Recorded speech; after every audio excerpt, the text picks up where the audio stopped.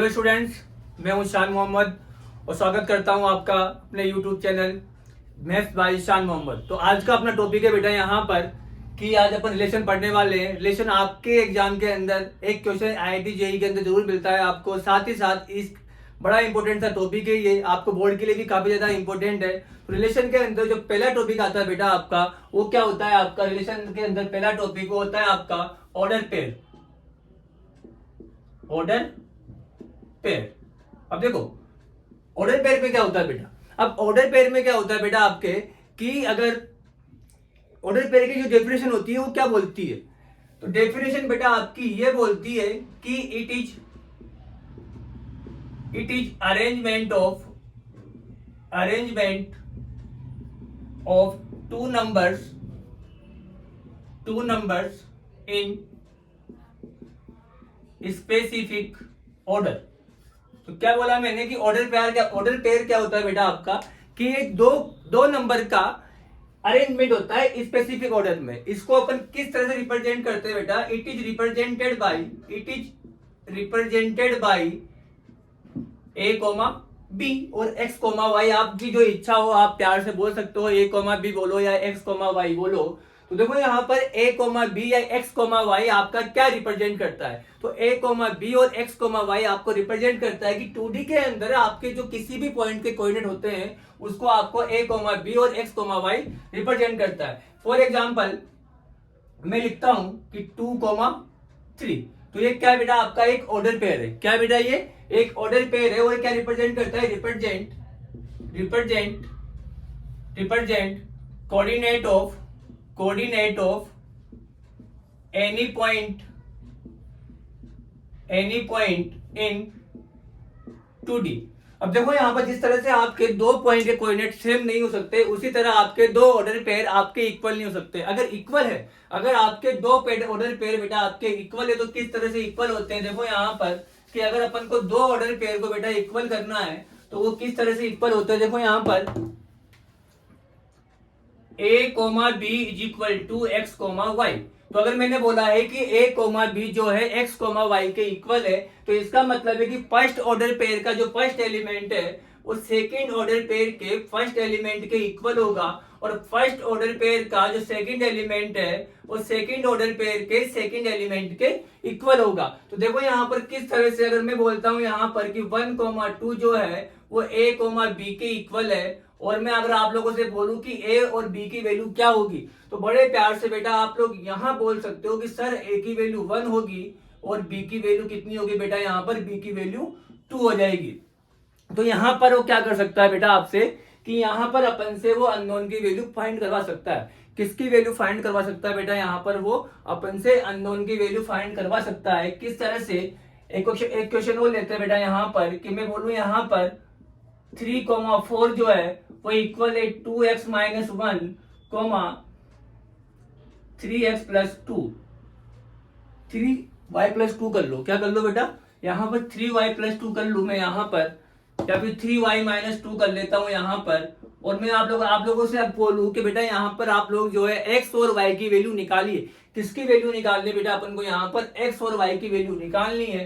तो देखो यहाँ पर मैंने बोला कि अगर दो ऑर्डर पेयर आपके इक्वल होते हैं तो इसका मतलब है कि फर्स्ट ऑर्डर पेयर का जो फर्स्ट एलिमेंट है उस सेकंड ऑर्डर पेयर के फर्स्ट एलिमेंट के इक्वल होगा। तो किस तरह से आएगा बेटा? ये 3 equal to 2x minus 1 implies that 2x equal to 4। तो x इक्वल टू कितना आ गया बेटा? यहाँ पर 2 आ गया। सिमिलरली देखो यहाँ पर क्या आएगा बेटा कि 3y माइनस 2 इक्वल टू 4, तो 3y इक्वल टू 6। तो y इक्वल टू कितना आ गया बेटा? 2 आ गया। कितना आ गया? 2 आ गया। बोलो समझ में आया कि नहीं आया? तो आप देखो यहाँ पर कि अगर दो ऑर्डर पेयर इक्वल होते हैं तो ऑब्वियसली बात है कि फर्स्ट ऑर्डर पेयर का जो फर्स्ट एलिमेंट है वो सेकंड ऑर्डर पेयर के फर्स्ट एलिमेंट के इक्वल होगा, और सिमिलरली जो फर्स्ट ऑर्डर पेयर का जो सेकंड एलिमेंट है वो सेकंड ऑर्डर पेयर के सेकंड एलिमेंट के इक्वल होगा। तो आगे बढ़ते हैं।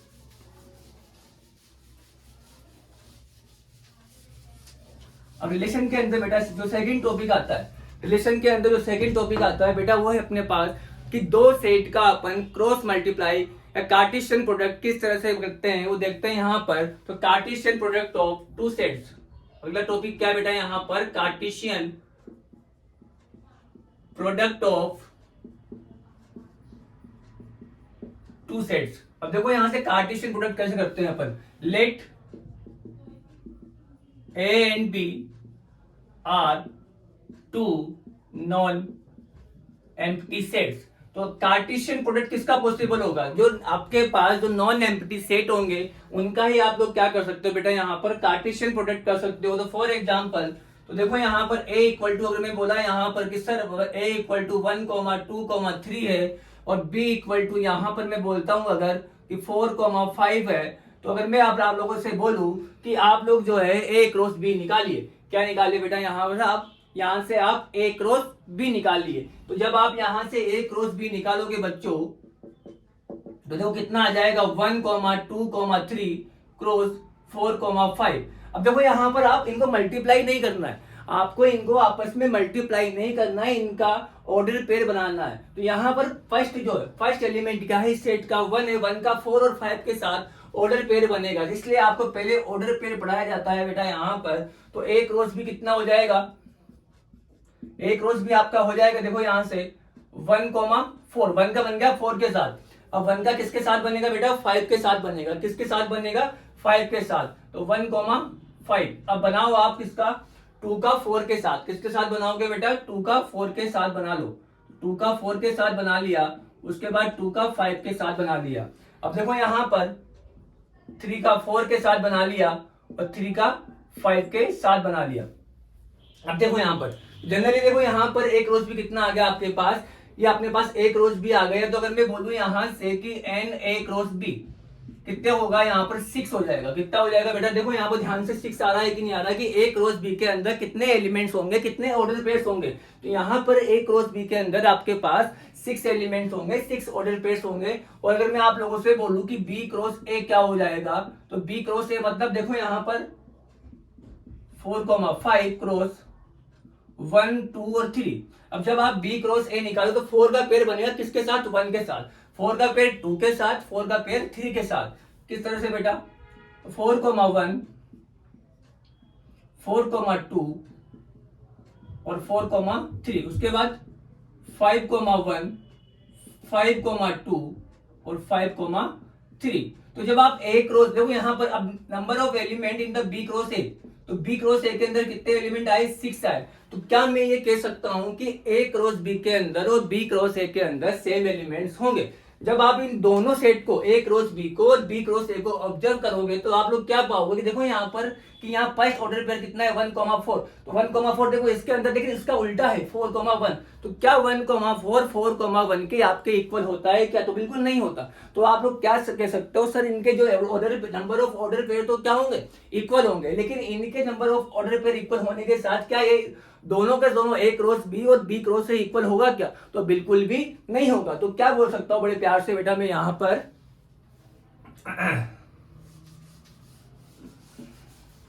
तो बड़े प्यार से मैं बोल सकता हूं बेटा यहां पर नोट कर सकते हैं अपन यहां पर कि सर यहां पर number of element a cross b और number of element b cross a कितना है, 6 है। कितना है बेटा, 6 है। और साथ ही साथ मैं बोल सकता हूं कि a क्रॉस b जो है यहां पर b क्रॉस a के इक्वल नहीं है। a क्रॉस b किसके इक्वल नहीं है बेटा, वो b क्रॉस a के इक्वल नहीं है। लेकिन number of element in the a cross b किसके इक्वल होंगे, number of element in the b cross a। बोलो इतना समझ में आया कि नहीं आया बेटा।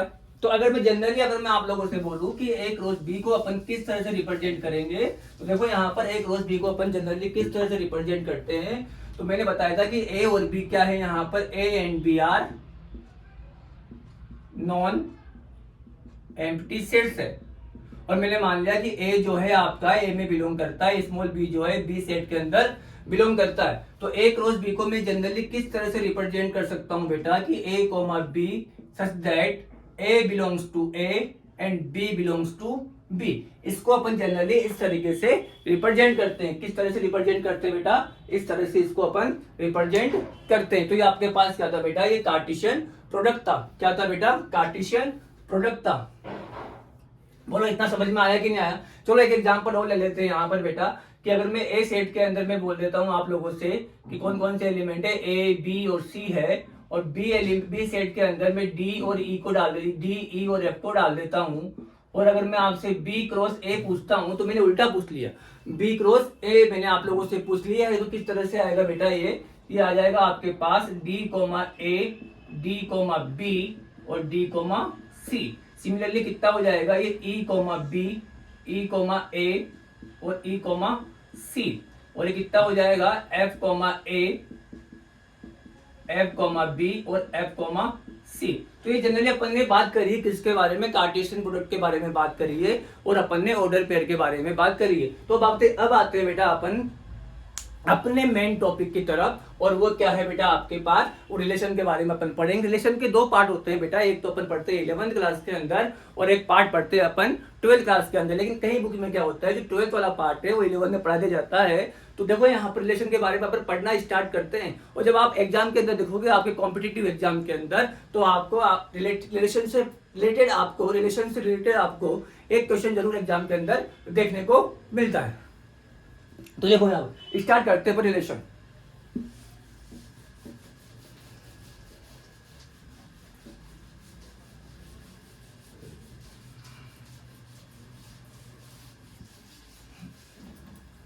टॉपिक का नाम क्या है, रिलेशन। तो देखो यहां पर बेटा, यहां पर it is represented by A R B और A comma B, A belongs to A और B belongs to be.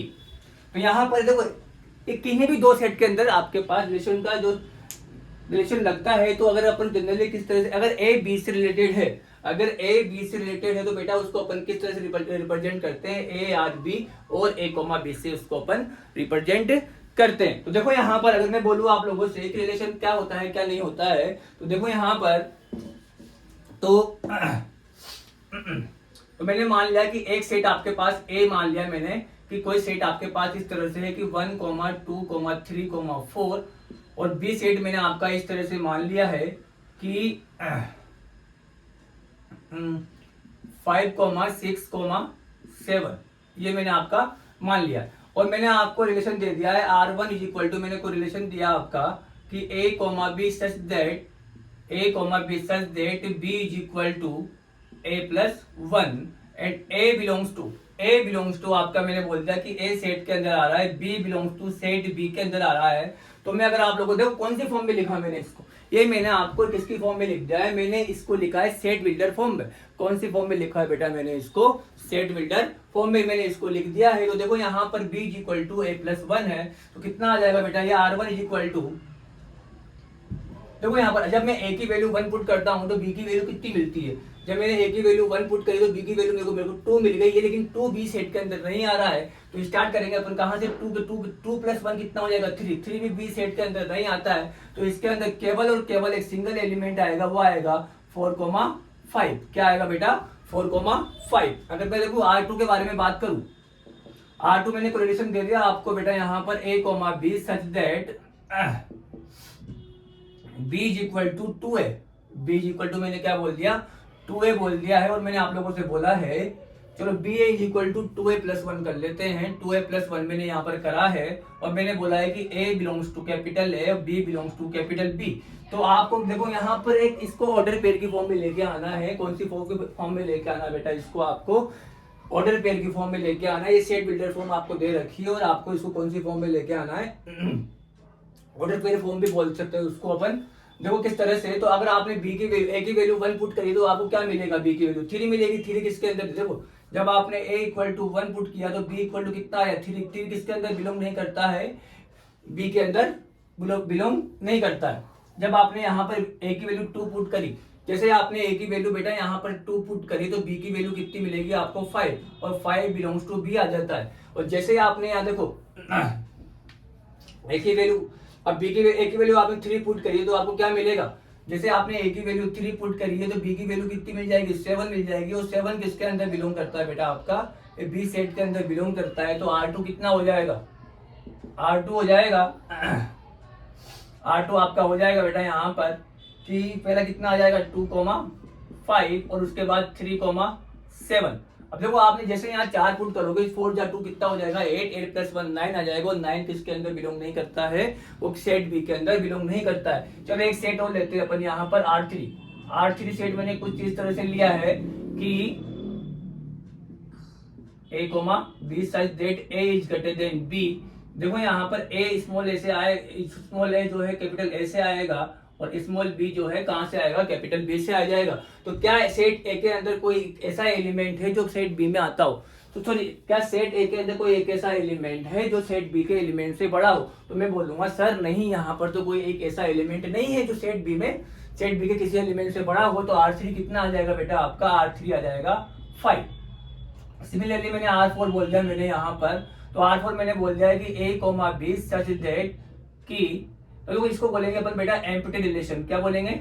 Empty relation.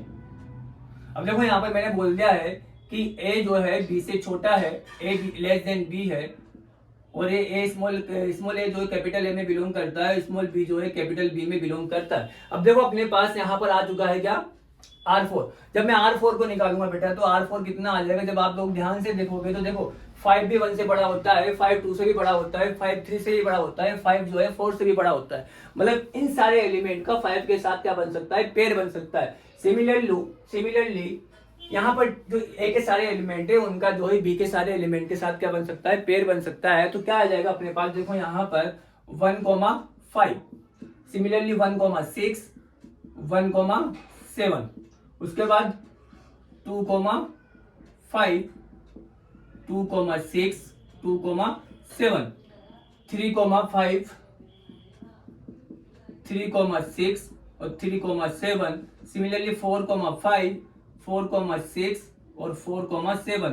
तो जब आप लोग ध्यान से देखोगे R4 को जो है A क्रॉस B जब आप लोग निकालोगे बेटा तो आपको क्या मिल जाएगा कि R4 जो है सर, जब मैंने A क्रॉस B निकाला तो किसके इक्वल आ गया? ये R4 जो है A क्रॉस B के इक्वल आ गया है। तो पता लगा, इसको अपन बोल सकते हैं यूनिवर्सल रिलेशन। क्या बोल सकते हैं बेटा? इसको यूनिवर्सल रिलेशन बोल सकते हैं। तो आपके पास देखो यूनिवर्सल रिलेशन आ चुका है यहाँ पर।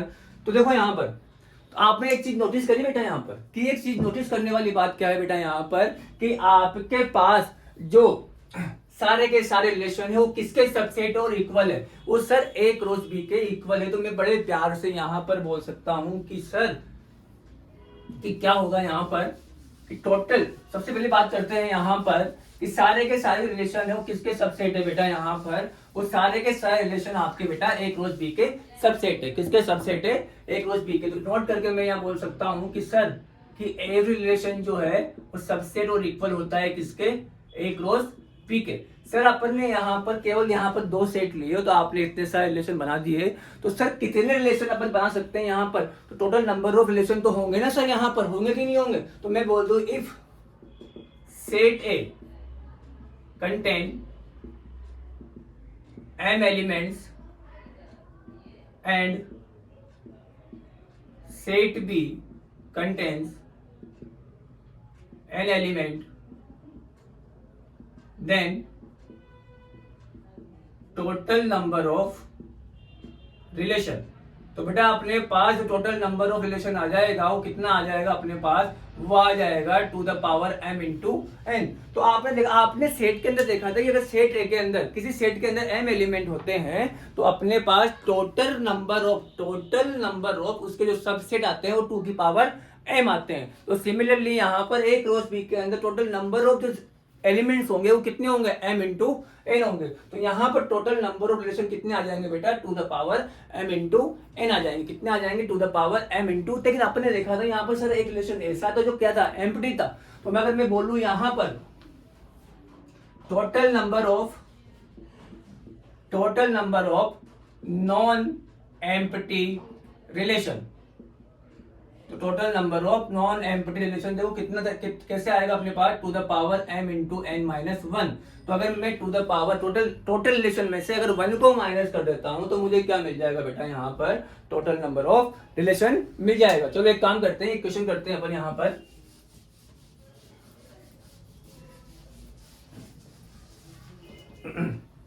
तो पहला क्वेश्चन देखो बेटा यहाँ पर किस तरह से कर रहे हैं अपन यहाँ पर, कि मैंने बोल दिया है एग्जाम्पल के लिए कि एक ए सेट के अंदर मैंने 3 एलिमेंट मान लिए हैं, बी सेट के अंदर मैंने 4 एलिमेंट मान लिए हैं। कि ए सेट के अंदर 3 एलिमेंट है, बी सेट के अंदर 4 एलिमेंट है, तो मैं अगर बोलूँ कि एक रोज बी के अंदर कितने एलिमेंट हो जाएंगे, तो हर बच्चा बता सकता है सर यहाँ पर 3 इंटू 4 होगा, कितना हो जाएगा, 12 हो जाएगा। तो अगर मैं बोलूँ, अगर आप लोगों से, जब से आपसे नॉन एम्पटी के बारे में बात नहीं की जाए, तब तक आप लोग क्या निकालोगे बेटा, उस टोटल नंबर ऑफ रिलेशन निकालोगे। तो टोटल नंबर ऑफ रिलेशन कितने हो जाएंगे, टोटल नंबर ऑफ रिलेशन वो कितने होंगे बेटा आपके पास, वो हो जाएंगे आपके पास टू द पावर 12। और टोटल नंबर ऑफ नॉन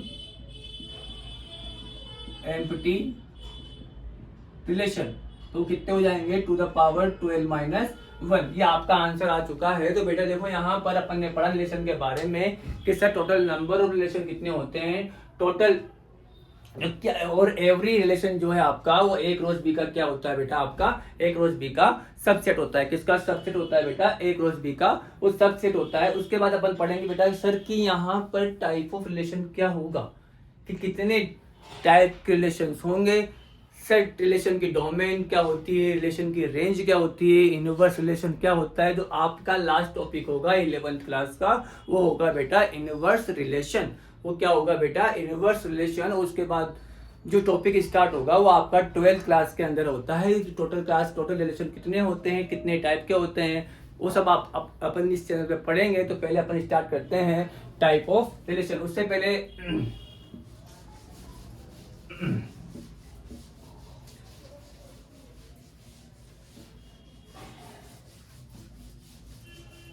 देखो बेटा यहाँ पर अपन पढ़ते हैं टोटल नंबर ऑफ रिलेशन, अपन ने देख लिया है यहाँ पर। अब देखो क्या होता है यहाँ पर कि अगर मैं बोलूँ आप लोगों से एक सेट के अंदर आपके पास 1,0 है, बी सेट के अंदर अगर मैं बोलूँ आप लोगों से 0,0 है, और सी सेट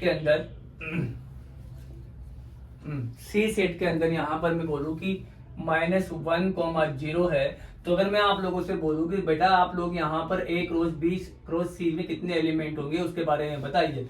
तो जैसा कि आपको पता है कि एक रोज बी क्रॉस सी के अंदर टोटल एलिमेंट्स कितने हो जाएंगे अपने पास, इन तीनों को मल्टीप्लाई करके इजीली अपन लोग क्या निकाल सकते हैं बेटा, टोटल नंबर ऑफ रिलेशन निकाल सकते हैं। तो टोटल नंबर ऑफ एलिमेंट निकाल सकते हैं, total number of order pair निकाल सकते हैं। तो 2 इंटू 2 इंटू 2 कितने हो जाएंगे, ये 8 हो जाएंगे। तो सबसे पहले अगर मैं बोलूँ कि एक रोज बी निकालो, तो एक रोज बी किस तरह से निकालोगे, ये हो जाएगा 1,0 एक काम करो इसको 0,1 ले लीजिए। तो कितना हो जाएगा, ये हो जाएगा मेरे पास 1,0 1,1, तो ये 0,0 और ये 0,1। तो अपने एक रोज बी निकाल लिया। अब क्या निकालना है बेटा, अपन को एक रोज बी क्रॉस सी निकालना है। तो एक रोज बी क्रॉस सी निकालते हैं बेटा यहाँ पर अपन। तो 1,0 1,1 0,0 और 0,1 का क्रॉस प्रोडक्ट करना है, कार्टेशियन प्रोडक्ट करना है किसके साथ, -1,0 के साथ। तो करते हैं, इसका कितना आएगा बेटा, ये 1,0 माइनस का 1 1,0,0 1,1 -1 1 -1,0 और ये हो जाएगा 0,0 -1 और ये 0,0 0,1 0,1,0। तो देखो जब आप इनको काउंट करोगे टोटल नंबर ऑफ जो ऑर्डर पेयर आएंगे इसके अंदर कितने होंगे, 8 हो जाएंगे। तो देखो यहाँ पर जिस तरह से अपने पास ऑर्डर पेयर जो था ए कॉमा बी, वो किसको रिप्रेजेंट करता था, किसी पॉइंट के 2D के अंदर कोऑर्डिनेट को रिप्रेजेंट करता था। उसी तरह ए क्रॉस बी क्रॉस सी किसको रिप्रेजेंट करेगा बेटा, आपका कार्टेशियन 3D को रिप्रेजेंट करेगा। तो अगर ए कॉमा बी के बारे में बात करूं तो coordinate of any point in 2D। Similarly A comma B comma C किसको रिप्रेजेंट करेगा, ये रिप्रेजेंट करेगा कोऑर्डिनेट ऑफ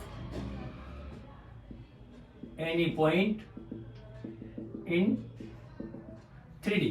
तो देखो यहाँ पर मैंने बताया आप लोगों को 3 अगर सेट आ भी जाए तो किस तरह से उनका अपन क्रॉस प्रोडक्ट करते हैं। अब आते हैं अपन टाइप ऑफ रिलेशन के बारे में, जो आपके 11th क्लास की स्पेशली जो 11th क्लास के अंदर दे रखा है उसके बारे में आते हैं अपन यहाँ पर। देखो यहाँ पर आप लोग इसका स्क्रीनशॉट ले सकते हो।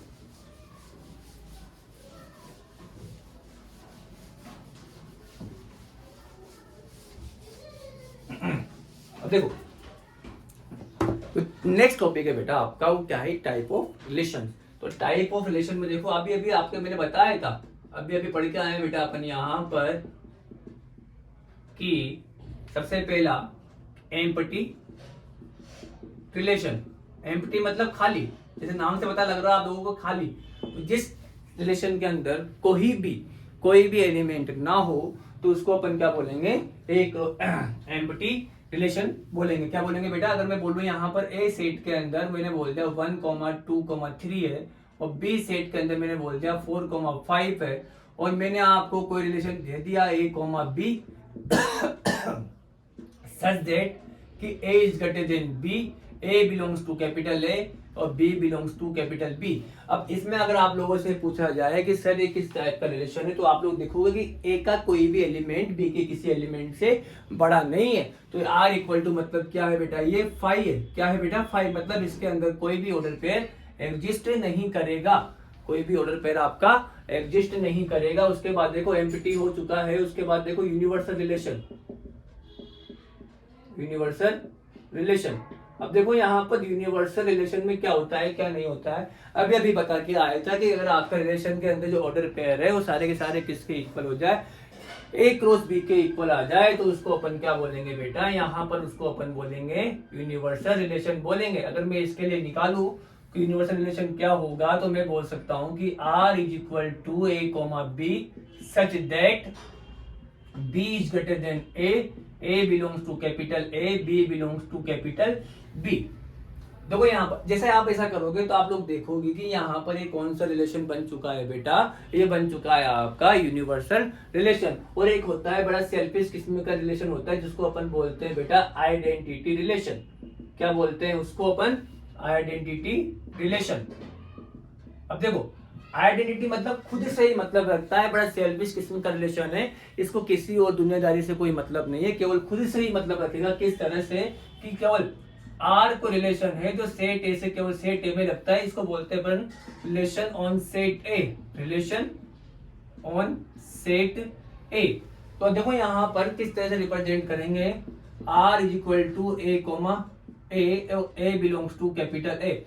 इसके अलावा इसके अंदर खुद के अलावा किसी और से कोई मतलब नहीं रखना है। इस टाइप के रिलेशन को अपन क्या बोलते हैं बेटा, और एवरी एलिमेंट का रिलेशन होना चाहिए खुद से, तभी इसको अपन आइडेंटिटी रिलेशन पढ़ेंगे। तो इसके बारे में पढ़ते हैं अपन यहाँ पर आइडेंटिटी के बारे में कि सर ये क्या होता है। उससे पहले आप लोग इसको चाहो तो स्क्रीनशॉट ले सकते हो।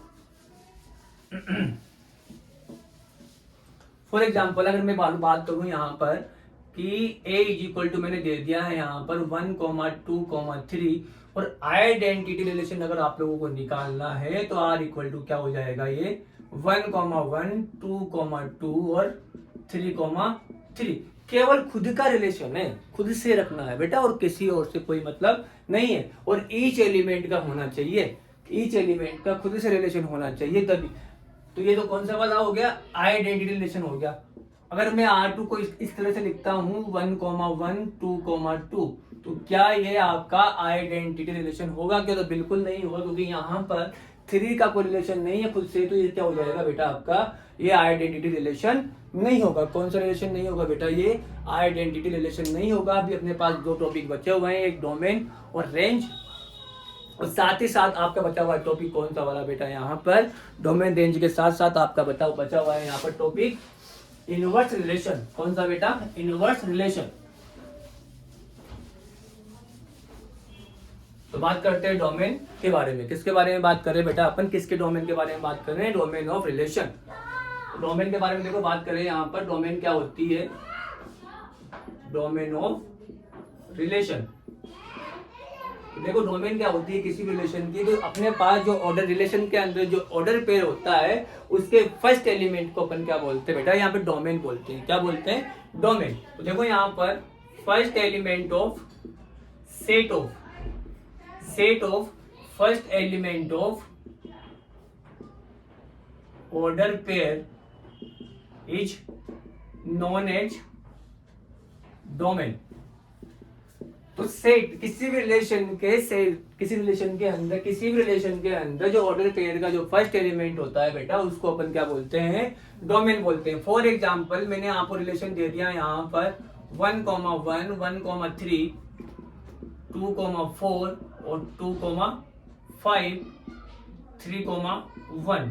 और अगर मैं आप लोगों से बोलूं यहाँ पर कि इसकी डोमेन क्या होगी, तो यहाँ पर आप किसके ऊपर फोकस करना है बेटा, यहाँ पर फर्स्ट एलिमेंट के ऊपर आपको फोकस करना है। किसके ऊपर फोकस करना है, फर्स्ट एलिमेंट के ऊपर। देखो यहाँ पर ये फर्स्ट एलिमेंट है, ये फर्स्ट एलिमेंट है, ये फर्स्ट एलिमेंट है। और आपको ये भी पता है कि टेबुलर फॉर्म के अंदर अपन जो है टेबुलर फॉर्म के अंदर अपन किसी भी एलिमेंट को रिपीट नहीं करते, तो डोमेन क्या हो जाएगी, इसकी डोमेन हो जाएगी बेटा आपकी यहाँ पर 1, 2, 3। ये क्या हो गई, डोमेन हो गई। एक एग्जांपल और ले लेते हैं बेटा अपन यहाँ पर, r equal to a,1, a,2, b,3, c,2। तो अगर मैं यहाँ डोमेन के बारे में बात करूं बेटा आप लोगों से, तो डोमेन क्या हो जाएगी इसकी, a, b, c। तो आप लोगों को समझ में आ चुका होगा कि किसी भी रिलेशन के अंदर डोमेन क्या होती है बेटा, डोमेन होती है कि जो ऑर्डर पेयर का जो फर्स्ट एलिमेंट होता है उसी को अपन क्या बोलते हैं, डोमेन बोलते हैं। अब बात करते हैं रेंज के बारे में। किसके बारे में बात करते हैं बेटा, रेंज। अब देखो रेंज क्या होती है, यहाँ फर्स्ट एलिमेंट के बारे में बात करी थी, यहाँ पर अपन सेकंड एलिमेंट के बारे में बात करेंगे। तो set of second elements in order pair is known as range. उसको अपन क्या बोलेंगे, रिलेशन की रेंज बोलेंगे। क्या बोलेंगे बेटा अपन उसको, रिलेशन की रेंज बोलेंगे। फॉर एग्जांपल मैंने कोई रिलेशन दिया आप लोगों को यहाँ पर a,1, b,2, c,1, d,4। ये मैंने आपको रिलेशन दे दिया है। तो आप लोग ध्यान से देखोगे तो सेकंड एलिमेंट कौन सा वाला आ रहा है, 1, 2 और 4। तो यहाँ पर जो आपकी रेंज हो जाएगी वो रेंज क्या होगी बेटा, यहाँ पर 1, 2, 4। 1, 2 टाइम्स आ रहा है, तो अपन को लिखना कितनी बार है बेटा, केवल अपन को एक बार लिखना है। तो रेंज के बारे में आपको पता लग चुका है, डोमेन के बारे में आपको पता लग चुका है। अब बात करते हैं इसको अपन चाहे तो जो है एरो डायग्राम के थ्रू भी इसको रिप्रेजेंट करते हैं, उसके बारे में अपन नेक्स्ट क्लास में पढ़ सकते हैं। लेकिन अभी अपन पढ़ेंगे, यहाँ डोमेन हो चुका है और रेंज हो चुका है। अब बात करते हैं यहाँ पर अपन किसके बारे में, इनवर्स रिलेशन के बारे में बात करते हैं। और आज का लेक्चर अपन खत्म करेंगे।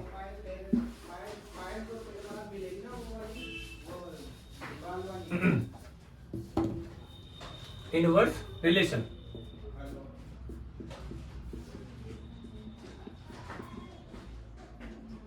अब देखो इनवर्स में क्या होता है कि अपन जो ऑर्डर पेयर होता है उसको उल्टा कर देते हैं। तो let r is equal to a, b। a और b अपने पास दो सेट है, जो r जो है a से b में डिफाइन है। किसके बारे में डिफाइन है बेटा, a से b में डिफाइन है। r जो है आपका वो a से b में डिफाइन है। देखो किस तरह से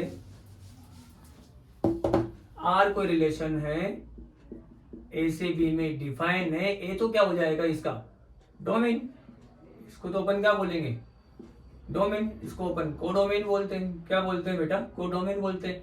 लेकिन इनवर्स के बारे में बात कर रहे हैं, तो देखो यहाँ पर r जो है a से b में डिफाइन है, तो r इनवर्स क्या हो जाएगा बेटा आपका b से a में डिफाइन हो जाएगा। किसमें डिफाइन हो जाएगा बेटा, r इनवर्स आपका b से a में डिफाइन हो जाएगा। इसका मतलब है कि r के अंदर जो डोमेन थी वो r इनवर्स के अंदर रेंज बन जाएगी, और जो आपके r के अंदर जो रेंज थी वो क्या बन जाएगी, r इनवर्स के अंदर डोमेन बन जाएगी। तो ऑर्डर पेयर ही आपका उल्टा हो चुका है। तो देखो बेटा यहाँ पर किस तरह से डोमेन आपका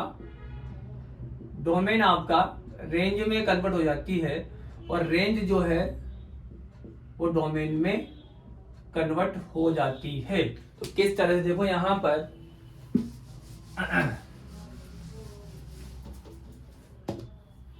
तो R कोई मैंने आपको रिलेशन दे दिया है 1, 2, 2, 3, 1, एक अच्छा सा रिलेशन लेते हैं, एक काम करते हैं 1, 4, 2, 5, 3,6, 4,7। तो अगर मैं बोलूँ कि डोमेन क्या होगी इसकी, डोमेन तो हो जाएगी इसकी 1, 2, 3 और 4। और रेंज क्या होगी बेटा इसकी, रेंज हो जाएगी आपकी 4, 5, 6 और 7। लेकिन जब मैंने आर इनवर्स के बारे में बात करूंगा तो बताओ आर इनवर्स में क्या होगा कि आपका ऑर्डर स्पेस क्या हो जाएंगे, इक्वल हो जाएंगे, क्या हो जाएंगे, सॉरी उल्टे हो जाएंगे। तो क्या हो जाएगा ये 4,1, 5,2, 6,3, 7,4। तो इसकी आर इनवर्स डोमेन क्या हो जाएगी आर इनवर्स की, देखो यहाँ पर 4, 5, 6 और 7 जो किसकी इक्वल है, range of R. Similarly range कितनी हो जाएगी इसकी, रेंज हो जाएगी इसकी 1, 2, 3 और 4। ये किसके इक्वल है, डोमेन ऑफ आर। तो आप लोगों ने देखा यहाँ पर कि रेंज और डोमेन क्या हो जाती है, आपस में इंटरचेंज हो जाती है। तो बेटा ये आपका 11th वाला पार्ट था, रिलेशन के अंदर कौन सा वाला पार्ट था, 11th वाला पार्ट था। और कल अपन स्टडी करेंगे इसके सेकंड पार्ट के बारे में जो आपके 12th के अंदर होगा। 12th के अंदर क्या क्या पढ़ेंगे अपन बेटा, यहाँ पर सिमेट्रिक रिलेशन के बारे में पढ़ेंगे। 12th के अंदर जो रिलेशन होते हैं वो कितने टाइप के होते हैं, वो 4 टाइप के होते हैं। एक तो होता है आपके पास रिफ्लेक्सिव, एक सिमेट्रिक, एक ट्रांजिटिव और एक इक्विवेलेंस। उनके बारे में अपन कल पढ़ेंगे। तो फिलहाल के लिए हैव अ गुड डे।